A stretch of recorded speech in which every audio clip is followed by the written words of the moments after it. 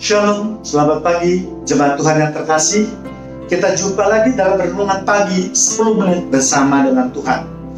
Pada firman Tuhan pagi hari ini, kita sama-sama akan belajar salah satu penghalang doa kita, yaitu hubungan suami istri yang tidak baik. Pada kesempatan lalu, kita sudah belajar tentang dua penghalangnya. Di antara sekian banyak tentunya. Yang pertama yang sudah kita pelajari yaitu doa yang bertele-tele. Kedua yaitu kita belum meminta, mencari, dan mengetuk pintu. Bagi jemaat Tuhan yang terkasih yang belum mendengar, silakan dapat mencari di video channel YouTube saya yang lain.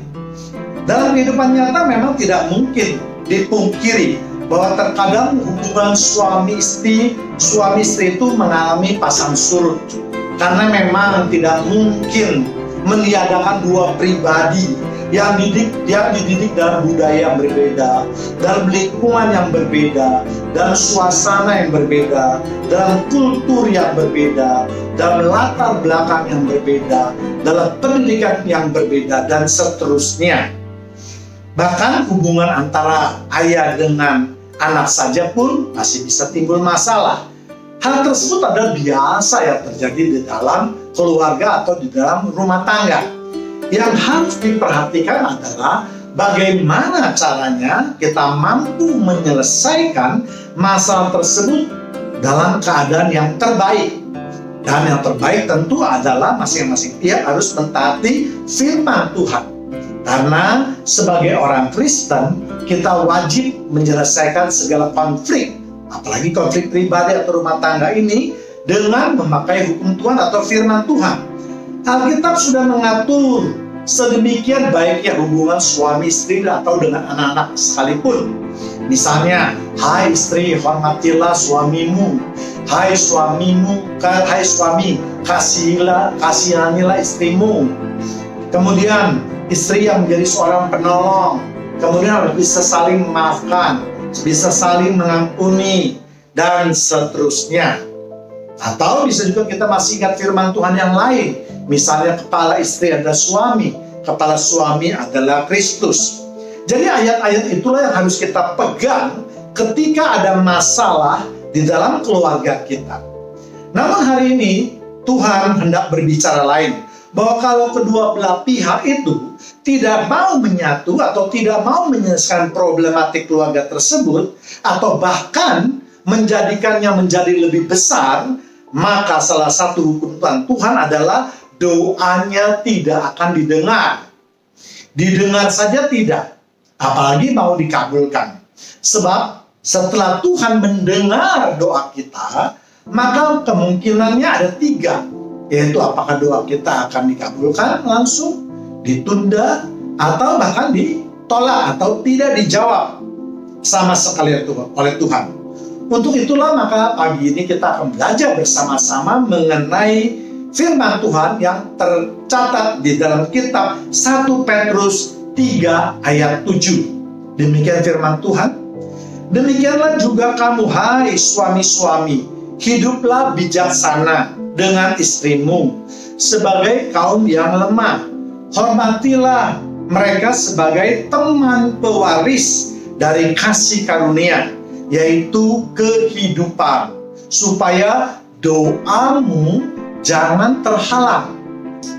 Jika kita perhatikan ayat tersebut, memang ayat ini lebih banyak ditujukan kepada suami atau kaum Hawa. Mengapa demikian? Karena di dalam Kristenan, mau tidak mau kita harus mengakui bahwa kita menganut sistem patrialistik. Artinya kaum Adam lah yang lebih berpengaruh terhadap kaum Hawa. Dengan demikian kaum Hawa akan tunduk di bawah pengaturan kaum Adam. Hal ini juga dapat kita lihat di mana kaum Hawa di dalam Alkitab dibatasi dalam beberapa hal di dalam ibadah. Misalnya kaum Hawa harus duduk diam, tidak boleh berbicara, apalagi mengajar, memerintah. Kalau tidak mengerti tentang firman Tuhan, maka dapat ditanyakan di rumah, dan seterusnya. Dan hal-hal inilah yang menunjukkan bahwa kaum Adam memang lebih diberi prioritas sedikit di atas kaum Hawa. yaitu agar dapat memimpin keluarganya, sehingga di dalam satu keluarga itu tidak terjadi dua nakoda, sehingga bahtera itu dapat dikemudikan lurus sampai ke tujuannya dengan selamat. Jadi Tuhan memang lebih banyak berbicara kepada Adam. Hendaklah kita bisa mengasihi istri kita dan mengingatkan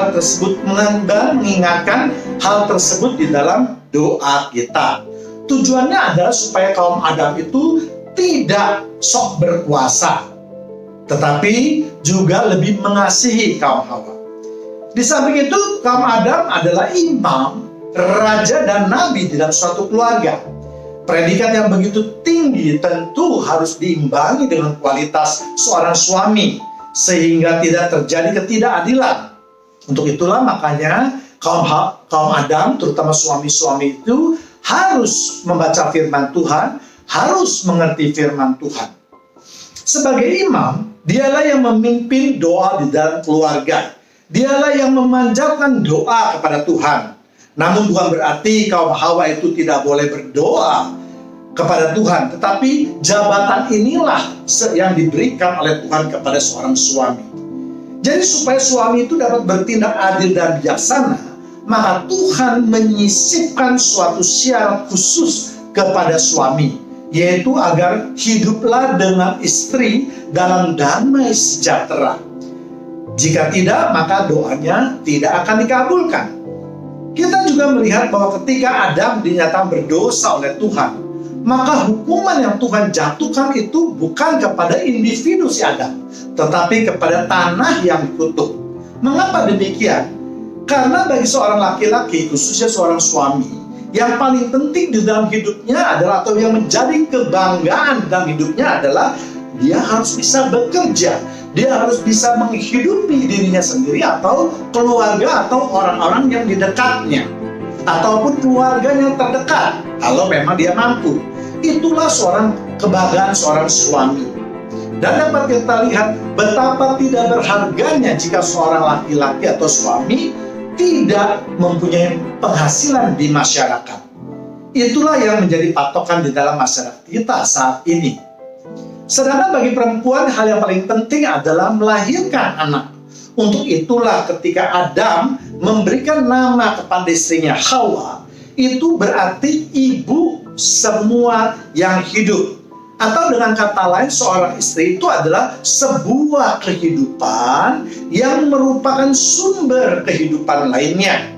Untuk itulah juga kutukan kepada Hawa atau kaum perempuan adalah sakit yang luar biasa ketika akan melahirkan.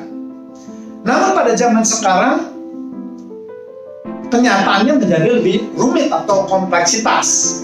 Ada mungkin suami yang karena suatu keadaan tertentu tidak dapat mencari uang atau berpenghasilan. Misalnya karena dia dapat penyakit, karena adanya suatu kecelakaan, karena badannya memang atau jasmaninya tidak memungkinkan mereka untuk mencari uang. Nah, tetapi istri yang mengambil alih, sehingga kalau ayat ini dapat diperluas, dapat diterima diperluas, maka ayat tersebut juga mengatakan bahwa jagalah sebenarnya hubungan antara suami dan istri dalam suatu wadah, yaitu hidup dalam firman Tuhan. Jadi kedua belah pihak itu harus hidup sesuai dengan firman Tuhan. Tidak ada yang diistimewakan dan berlaku timbal balik. Artinya doa seorang suami atau istri itu bersyarat sama, yaitu mempunyai hubungan yang baik. Jangan suka bertengkar, jangan suka saling tidak menghargai, harus harmonis, mengasihi satu sama lainnya, dan seterusnya. Dengan demikian, maka hubungan yang harmonis itu akan membawa kehidupan yang lebih baik, terutama buat anak-anak. Itulah kerinduan Tuhan, juga kerinduan kita semua.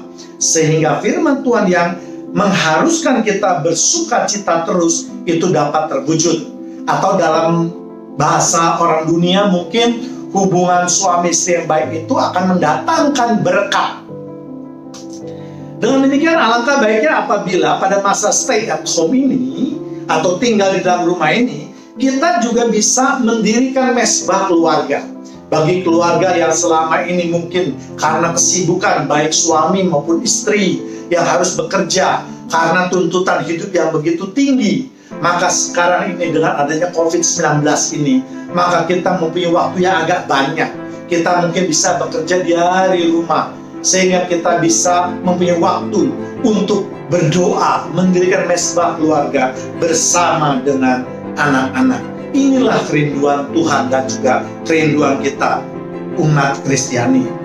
Kemudian kita akan melihat contoh-contoh atau cerita-cerita dalam Alkitab. Misalnya contoh suatu perbuatan suami yang baik, yaitu misalnya terjadi pada Ayub yang mau menerima semua yang baik maupun yang buruk yang diberikan oleh Tuhan. Tetapi istri Ayub hanya mau menerima yang baik saja, sehingga ada perbedaan antara kedua pasangan suami istri tersebut. Inilah yang tidak boleh terjadi dalam kehidupan nyata keluarga orang Kristen. Jadi pihak istri maupun suami itu harus selalu menjadi penolong atau pendukung kepada salah satu pasangannya, terutama di dalam masa kesesakan seperti sekarang ini. Misalnya dalam COVID-19 ini, mungkin saya tidak tahu apa yang menjadi kesesakan bapak dan ibu, saudara yang terkasih. Tetapi mungkin ada banyak di antara kita mungkin penghasilan menurun, dagangan tambah sepi, dan seterusnya, sehingga mempengaruhi kehidupan kita. Maka Tuhan ingatkan, inilah saatnya kita sebagai pasangan harus saling mendukung, saling menguatkan, saling mengisi, dan seterusnya. Jangan menjadi katakanlah provokator, marah-marah, kemudian hubungan suami istri menjadi tidak baik, dan akhirnya kedua pasangan tersebut akan jatuh ke dalam dosa. Contoh lain perbuatan istri yang baik adalah cerita di dalam Abigail yang mempunyai suami yang bernama Nabal, di mana perilaku Nabal adalah buruk walaupun ia mempunyai harta yang banyak, sehingga timbul perseteruan antara Nabal dengan Daud. Karena Daud merasa dia sudah melakukan perbuatan baik, dia sudah menjaga ternak-ternak Nabal di padang tanpa gangguan apapun juga. Namun ketika Daud membutuhkan makanan dan mengirimkan utusannya kepada Nabal, Nabal menolaknya mentah-mentah. Nabal merasa bahwa dia tidak menerima kebaikan daripada Daud. Beruntung Nabal mempunyai seorang istri yang lemah lembut yang bernama Abigail. Abigail inilah yang akan menjadi perantara yang memulihkan hubungan antara Nabal dengan Daud. Kalau tidak ada Abigail pada waktu itu, tentu seluruh keluarga daripada Nabal akan dimusnahkan atau dibunuh oleh Daud. Inilah contohnya bahwa suami istri itu kita harus saling mengisi, harus saling membantu. Jangan kita terus merasa diri kita adalah yang paling benar. Jangan merasa diri kita adalah yang paling baik. Tetapi dalam masa sulit COVID-19 ini, kita harus saling membantu, saling bahu-membahu untuk memperkuat keluarga umat Kristiani. Demikian firman Tuhan pada pagi hari ini. Tuhan Yesus memberkati kita semua.